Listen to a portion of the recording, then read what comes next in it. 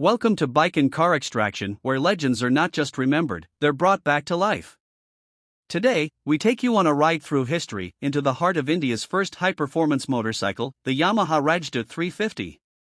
Not just a bike, but a beast that was way ahead of its time. The year was 1983. India's streets were ruled by fuel-efficient 100 cubic centimeters machines built for economy, not excitement. But something wild was about to happen.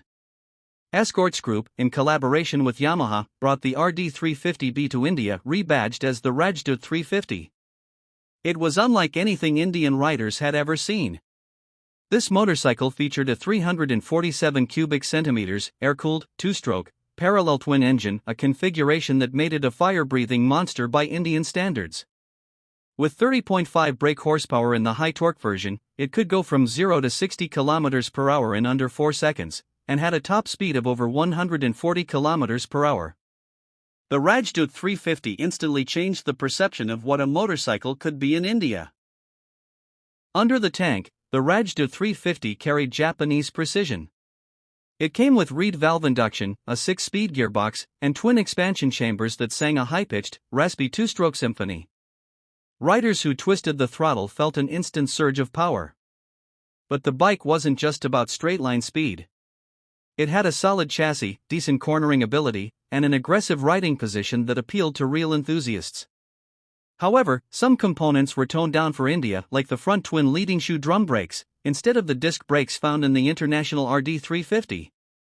Still, it remained the fastest Indian bike for years. As exciting as the Rajdoot 350 was, it didn't suit the average Indian rider. The fuel consumption was a major concern. The HT version barely managed 20 to 25 km per liter, making it an expensive machine to run in a cost-conscious market. Parts were hard to find, and few mechanics had the knowledge to handle the complex twin-cylinder engine. Maintenance costs were high, and for riders used to the simplicity of a Hero Honda, this bike felt like overkill. In 1985, Escorts tried to fix this by launching a low-torque LT version, tuned to around 26.5 brake horsepower, sacrificing performance for better fuel economy. But by 1990, due to poor sales and rising costs, the production was quietly stopped. The Rajdoot 350 may have failed as a product, but it succeeded as a legend. It became a cult favorite among racers, tuners, and collectors. Bike builders across India began restoring old units, modifying expansion chambers, increasing port timing, and even drag racing with tuned RD engines. Clubs and forums dedicated to the Rajdoot 350 began popping up. Its raw power, unique sound, and nostalgic styling made it one of the most iconic bikes ever sold in India. Today, a clean Rajdoot 350 in running condition can sell for thousands of dollars, and many are still proudly roaring down Indian highways. The Rajdoot 350 marked a turning point in India's biking history. It introduced Indian riders to performance, speed, and the joy of mechanical purity. There was no ABS, no traction control, no electronic aid, just pure two-stroke madness, controlled entirely by your throttle hand. It taught a generation of riders what it meant to really ride.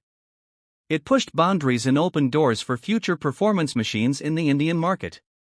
Without the Rajdoot 350, there might have never been a market for the Pulsar 220, the Charisma, or even the modern-day KTM RCs and R15s. The Yamaha Rajdoot 350 was not just a motorcycle, it was a revolution on two wheels. It was raw, loud, fast, and demanding. And though it disappeared from showrooms, it never left our hearts. At Bike and Car Extraction, we salute this Indian two-stroke legend. Speech Balloon, tell us in the comments, have you ever heard a Rajdoot 350 scream past you? Or do you own one? Share your story below. Thumbs up, like, bell, subscribe, and keep riding with us through time. More legends coming soon.